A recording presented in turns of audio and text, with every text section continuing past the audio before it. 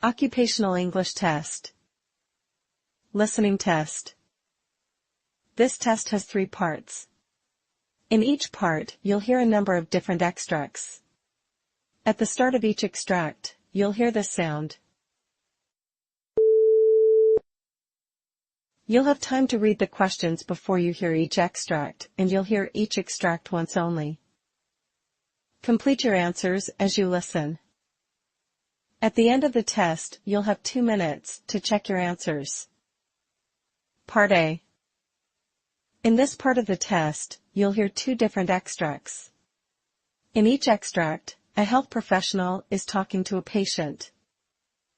For questions 1 to 24, complete the notes with information that you hear. Now, look at the notes for Extract 1. Extract 1, questions 1 to 12. For questions 1 to 12, complete the notes with a word or short phrase that you hear. You now have 30 seconds to look at the notes.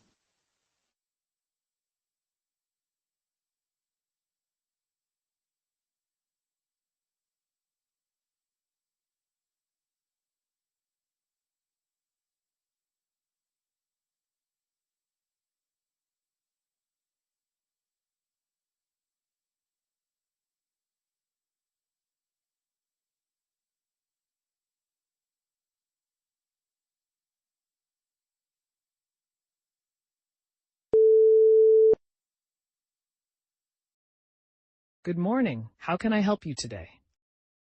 Hello, doctor. I've been experiencing really severe stomach pains for the past couple of weeks. It's gotten to the point where I can barely eat without feeling discomfort.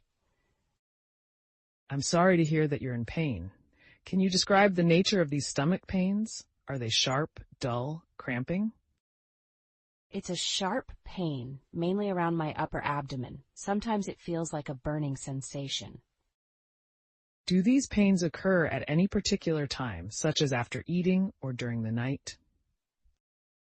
Yes, they usually start soon after I eat, especially if I eat something fatty or greasy.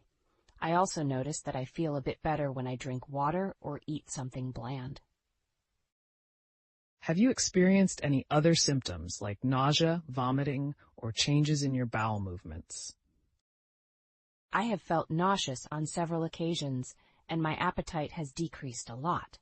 I haven't vomited, but I feel like I might if I eat anything heavy.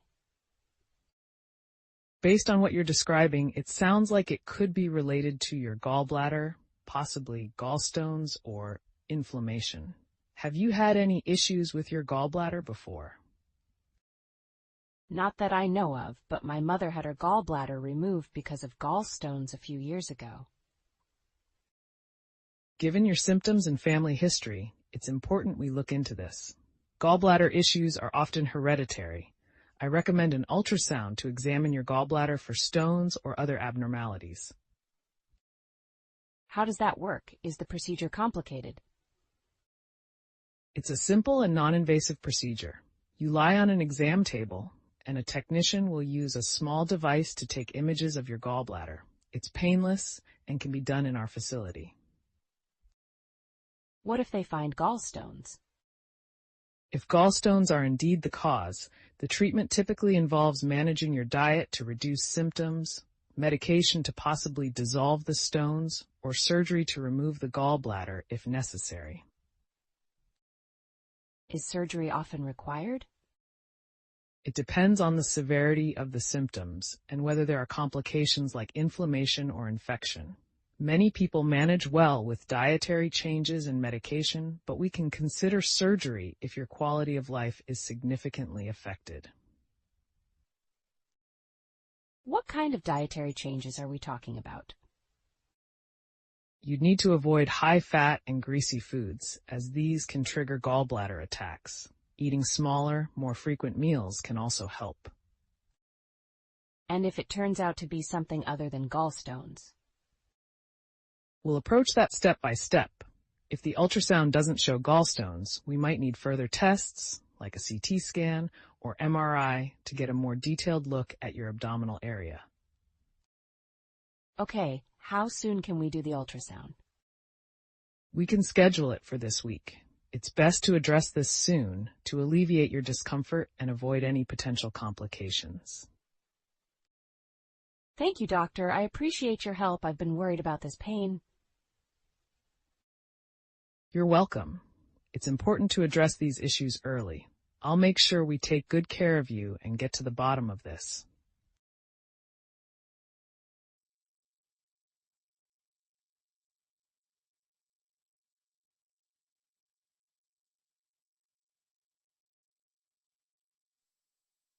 Extract 2, questions 13 to 24. For questions 13 to 24, complete the notes with a word or short phrase that you hear. You now have 30 seconds to look at the notes.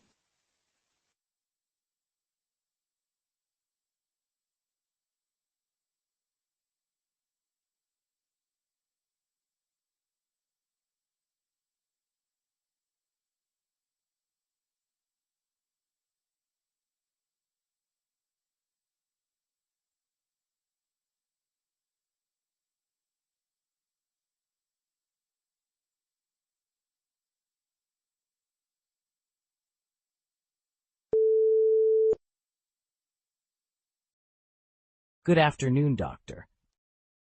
Good afternoon. What brings you in today? Well, I've been having some difficulty with my breathing getting worse over the past few months. It's like I can't catch my breath after even a small amount of physical activity. I'm sorry to hear that. Have you noticed if this gets worse at certain times of the day or year or in particular environments? It seems to get worse when I'm at work. I'm a carpenter, so I'm often around a lot of dust and wood particles. That makes sense. Exposure to dust can exacerbate respiratory symptoms. Do you use any protective gear like masks? I do wear a mask sometimes, but not always. I find it a bit cumbersome. Understandable, though it might help reduce your symptoms. Have you had any wheezing, chest tightness, or had to use any medications for your breathing? Yes, I've been using an inhaler more frequently. It helps, but I feel like I'm relying on it more than I used to. Which inhaler are you using, and how often do you find yourself needing it? It's a blue inhaler, salbutamol, I think. Lately it's been like twice a day or more. Okay, that's quite frequent. Are you on any other treatments for your breathing, any long-term inhalers or medications? I used to take something else a few years back, but I stopped. I can't recall the name. All right, it might be beneficial to revisit long-term control medications.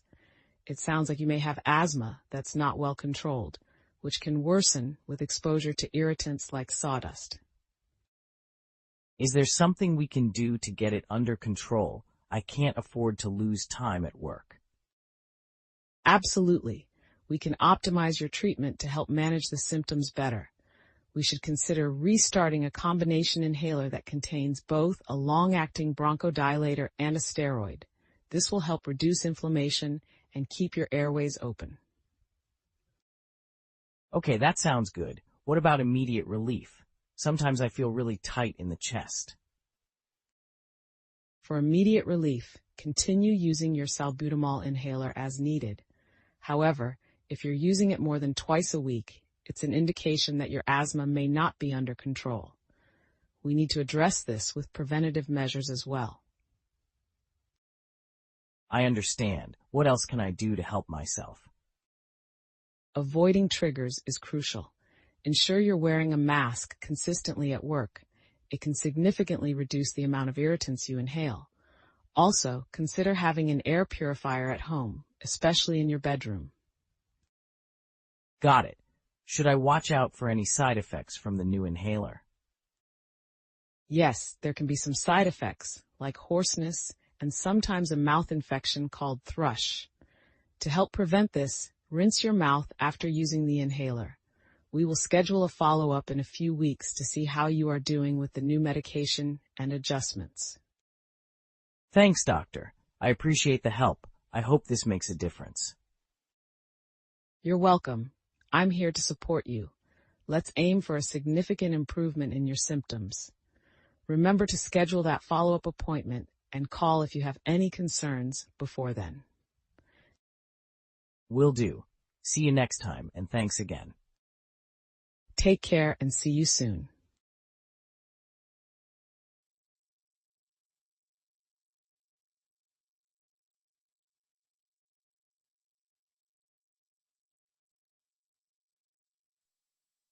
That is the end of Part A.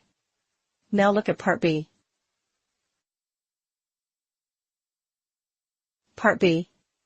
In this part of the test, you'll hear 6 different extracts. In each extract, you'll hear people talking in a different healthcare setting. For questions 25 to 30, choose the answer A, B, or C, which fits best according to what you hear. You'll have time to read each question before you listen. Complete your answers as you listen. Now look at question 25.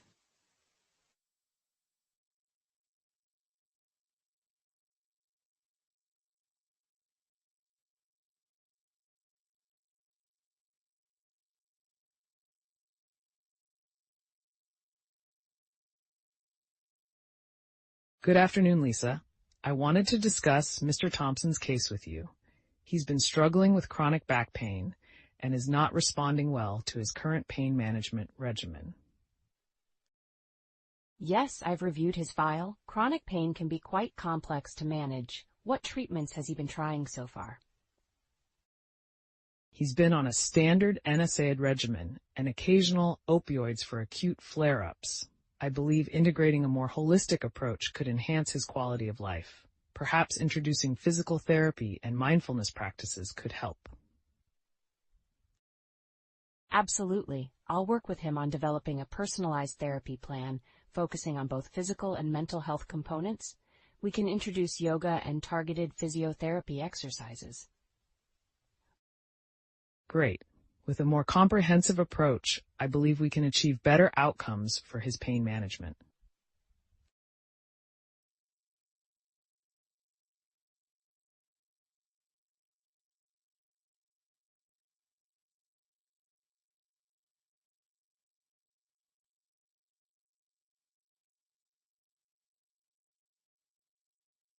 Now look at question 26.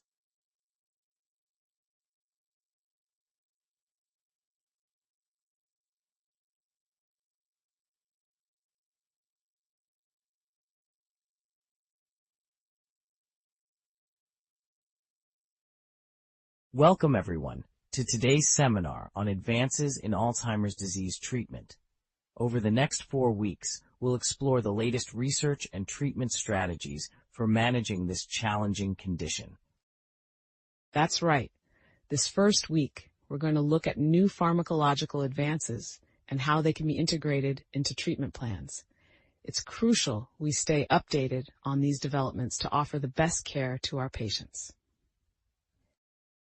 In our subsequent sessions, we'll discuss non-pharmacological interventions and support systems for patients and their families. Understanding the full spectrum of care is essential for effective management. We'll also provide case studies and interactive discussions to better understand how these strategies are applied in real-world settings. Prepare for a comprehensive learning journey.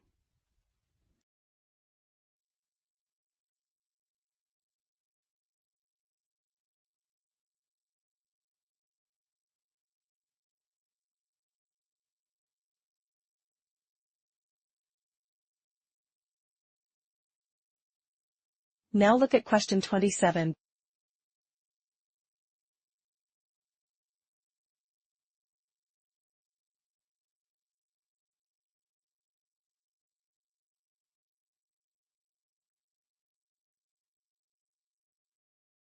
I had a consultation yesterday with a patient who has just been diagnosed with celiac disease.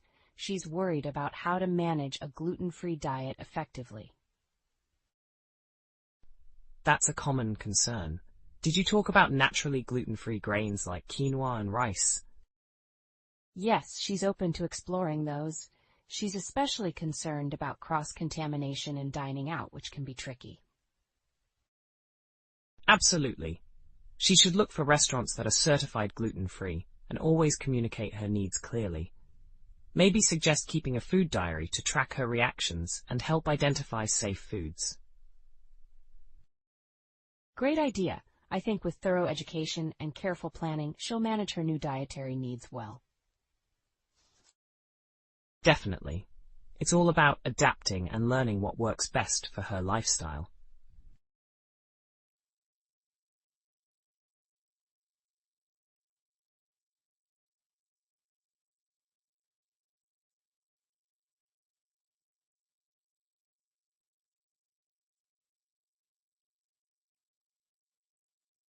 Now look at question 28.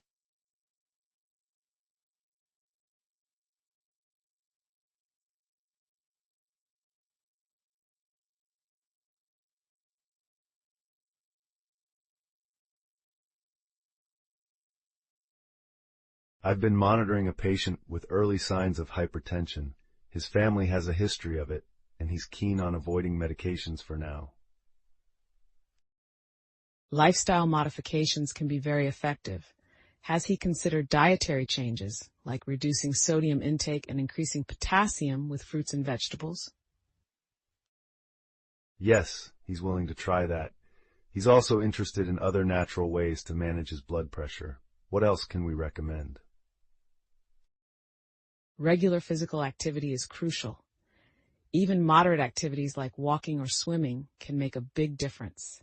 Stress management techniques like yoga or meditation could also help. That sounds comprehensive. I'll suggest he starts with these adjustments and monitor his progress closely. Perfect. Keeping a close eye on his blood pressure readings will help us know if these changes are enough or if more interventions are needed.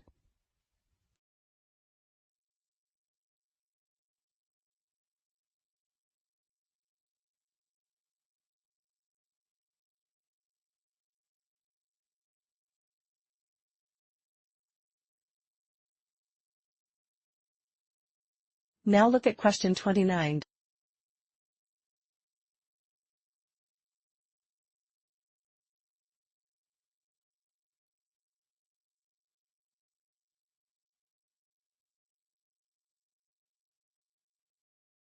Good afternoon, everyone.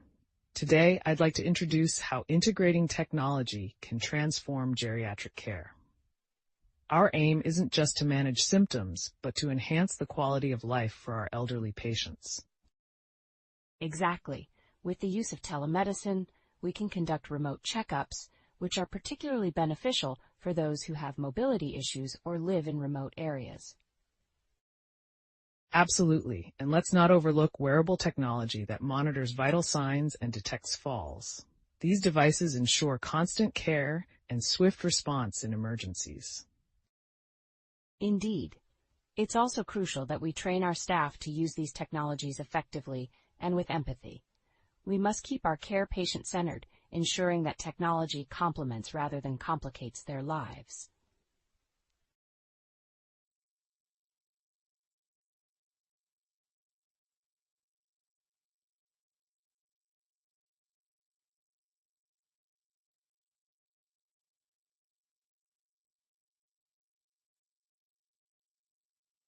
Now look at question 30.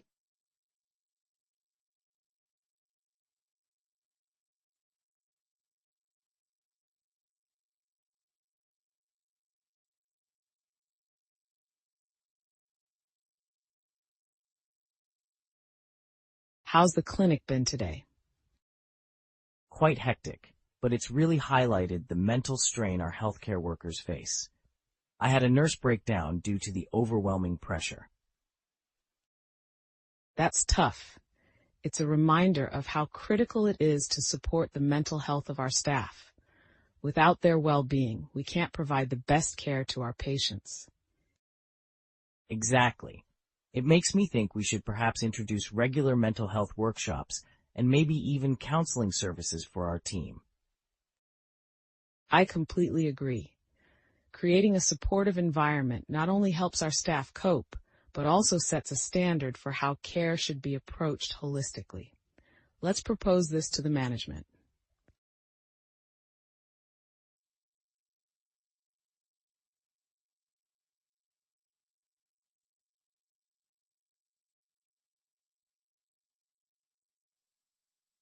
That is the end of Part B. Now look at Part C. Part C. In this part of the test, you'll hear two different extracts. In each extract, you'll hear health professionals talking about aspects of their work. For questions 31 to 42, choose the answer A, B, or C, which fits best according to what you hear. Complete your answers as you listen. Now look at Extract 1.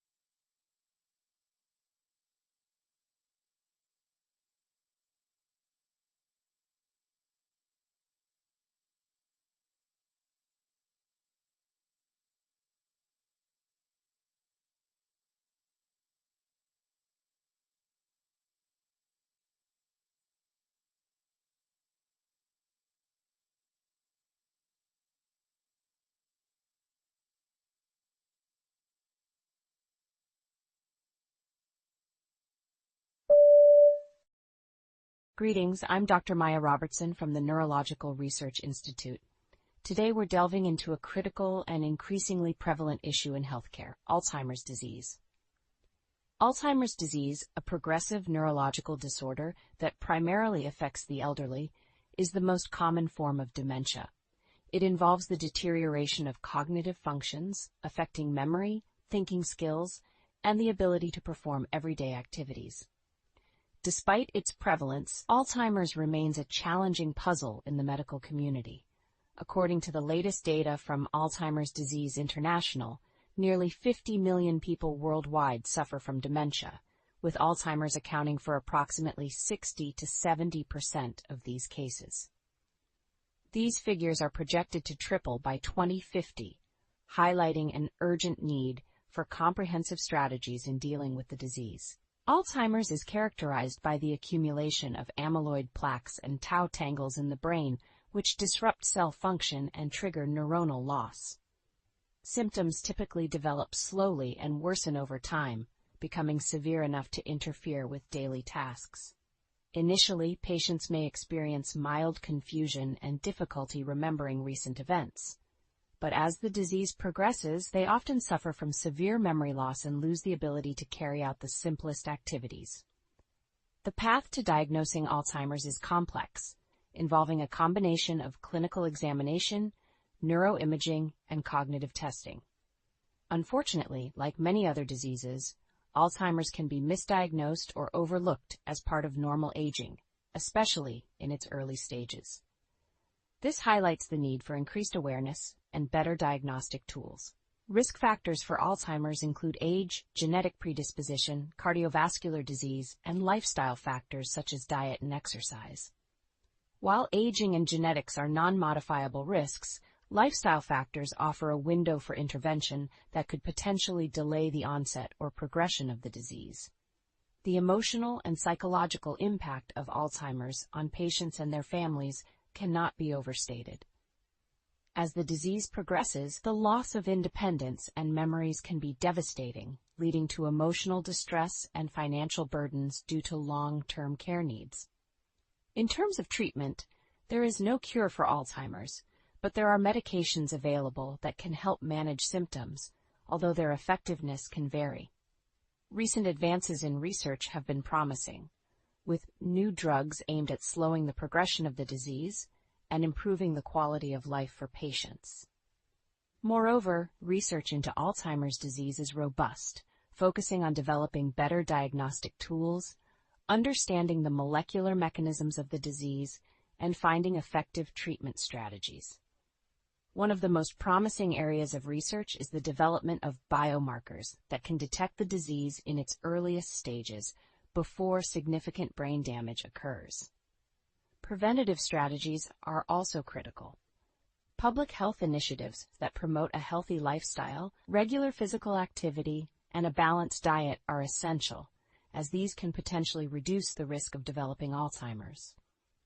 Furthermore, educational programs that inform the public about the signs and symptoms of Alzheimer's are crucial in fostering earlier detection and treatment. As healthcare professionals, researchers, and community members, we must prioritize the fight against Alzheimer's.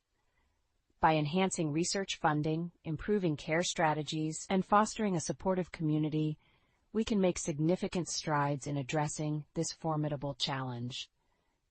The journey is long, but with sustained effort and collaboration, we can hope to make a difference in the lives of those affected by Alzheimer's disease.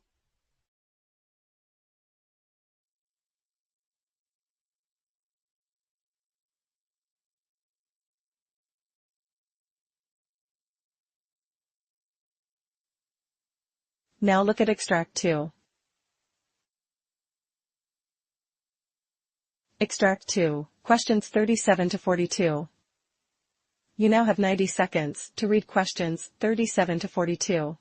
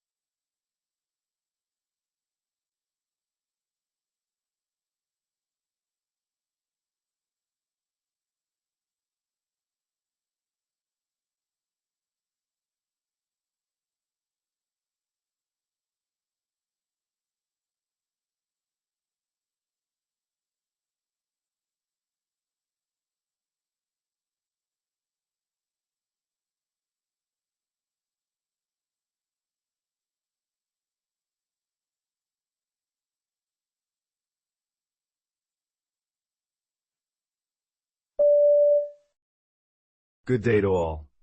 I am Dr. Jonathan Green, and I specialize in endocrinology with a focus on diabetes management.